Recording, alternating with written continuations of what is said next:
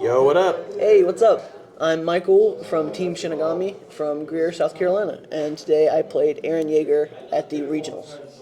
What place you get? I got 16th place. Hell yeah, love that, love that, Yeah. love that. Why'd you pick Aaron? I picked Eren because he's one of my favorite characters from the show, and I really liked his playstyle and the different ways that you can play him. Love it. Let's jump into the profile. Sure. So we have Eren, who basically likes to mill cards to get a bunch of resources that he can in the discard to use later in the game, and also he likes to flip rivals' foundations, which can impact their gameplay and make them have to make certain choices on what to keep up and what to use. The game plan is basically mill as many cards as you can, and then once you build to your 9 foundations, you can transform him. When you transform him, your enhance turns into randomly getting +2 to +4 damage to removing 2 foundations or attacks or anything from your discard to getting just a solid 4 damage all the time. And then he has a really cool response that says every time you sacrifice a foundation, you get to ruin one. So all those foundations that you made them flip in the beginning now turns into stuff that you can just destroy. Incredible. Yeah, I like Aaron. Aaron was the first casino deck that I'd ever seen. Yeah. And so it really was an eye-opening deck. Right. Let's jump into it. Sure.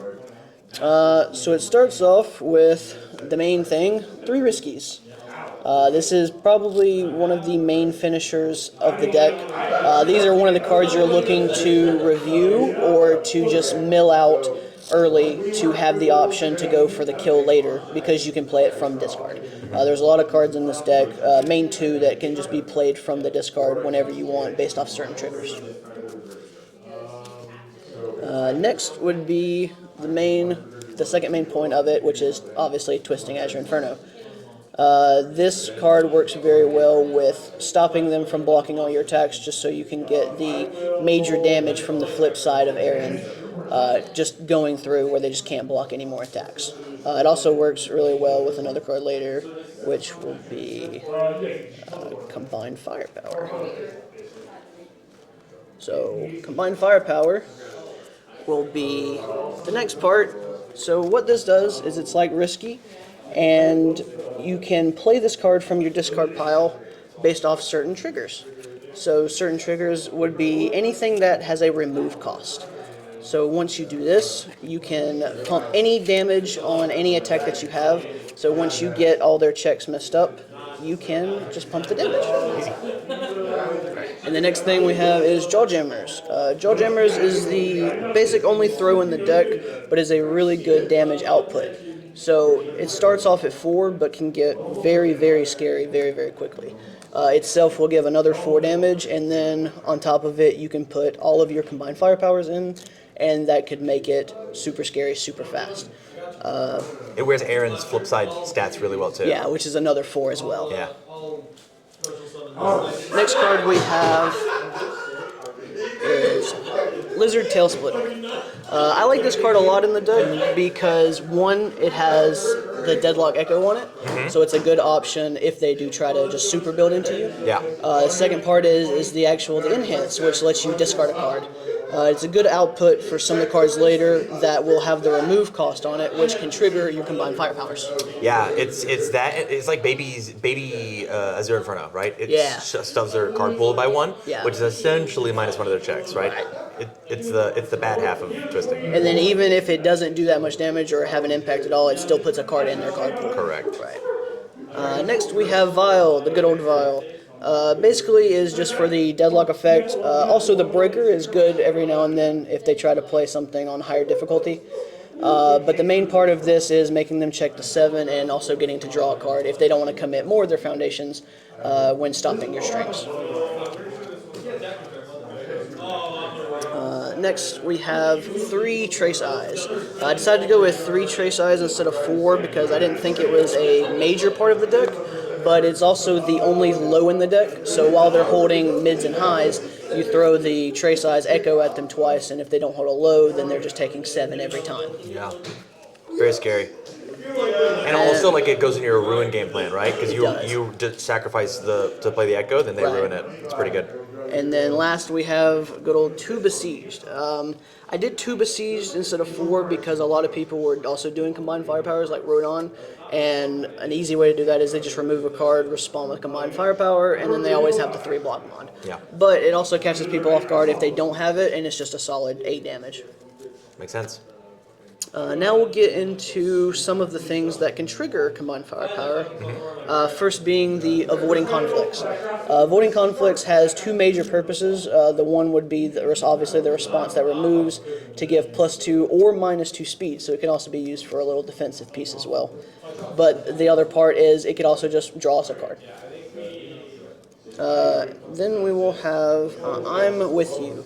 I like this card a lot because, again, just like Avoiding Conflict, it has 2 purposes. It's really good at just surprising your opponent with the -2 damage instead of always just the +2 damage.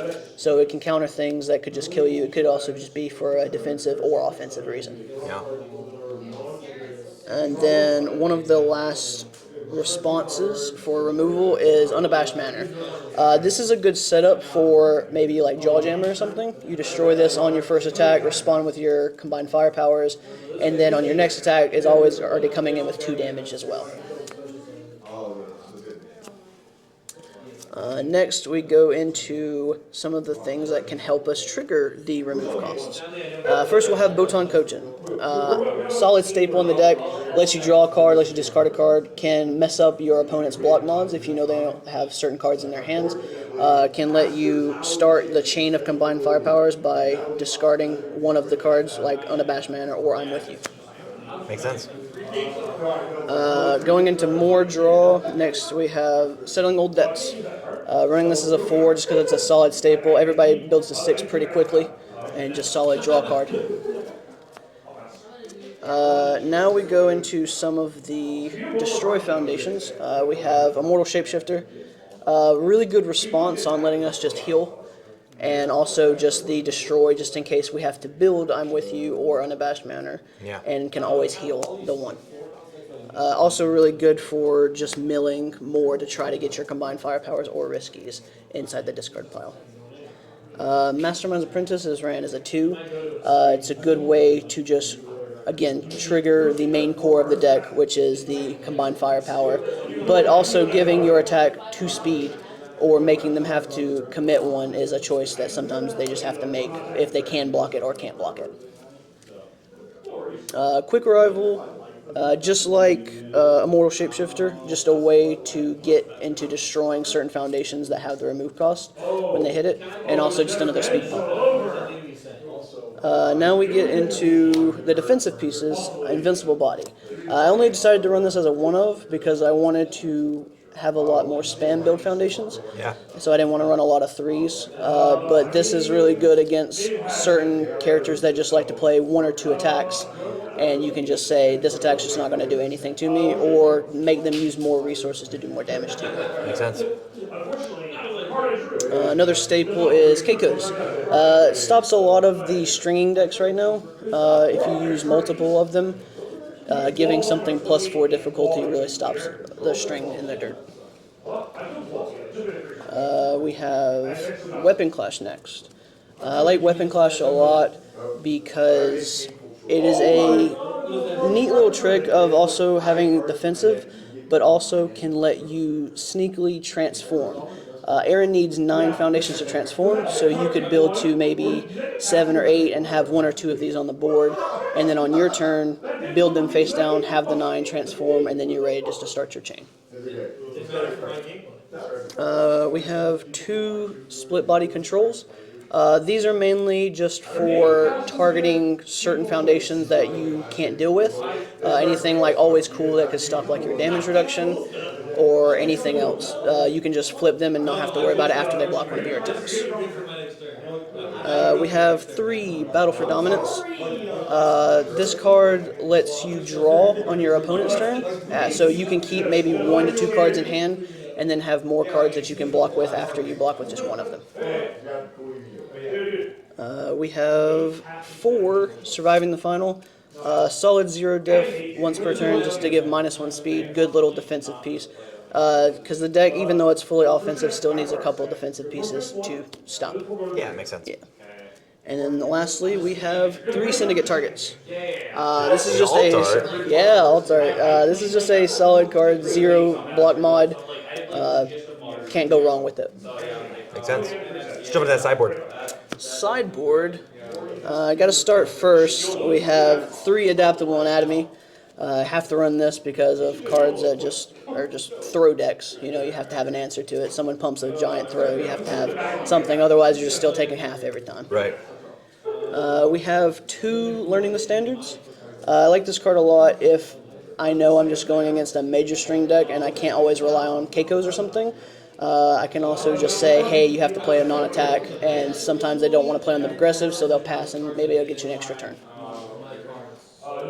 We have 2 Luna Rings. I like this card a lot to deal with Knot Splash and also Cape. Cape is a really big problem because you could have a Twisting Azure, you could pump it, get ready to do your major effect on it, and they just remove it. Or like your Trace Eyes as well, so you can just deal with that problem. We have 2 Facing Dangers. I like to side this in when I fight against something that just has major damage pump that I can't always deal with. You can just make it 5. Also, if you go against a stun deck, it can let you unflip a key piece and do something else with it. Love that. And then the last piece of the sideboard, we have a single Ginkai's Guidance. Again, just if they're playing like a 1 to 2 attack string, you know they're going to be major, like a Smiling Titan or something, you can just get rid of the attack. Makes sense to me. All right, man. Well, any shout-outs you want to give? I want to shout out Game Castle of Greenville and also Kevin Reimer and Logan McCain. They helped me a lot throughout the way. Nice. Well, again, congratulations on your placement, buddy. And Thank you so much. We'll see you at Nationals? Yeah, I'll be there. All right, we'll see you. See ya.